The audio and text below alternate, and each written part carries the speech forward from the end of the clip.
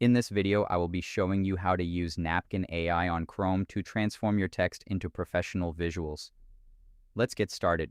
I'll begin by searching for Napkin AI on Google and clicking the official link to head to their homepage.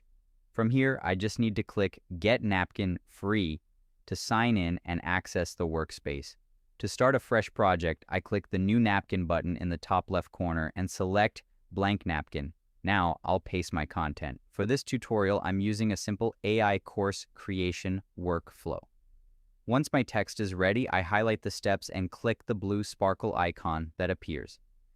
This opens up a variety of AI-generated design suggestions. I'll browse through the layouts and choose this circular process diagram that clearly maps out each stage.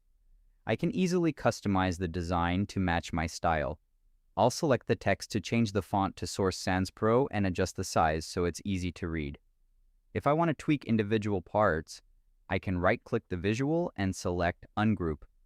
This gives me the freedom to move elements and change the colors of the numbered icons to make the diagram pop.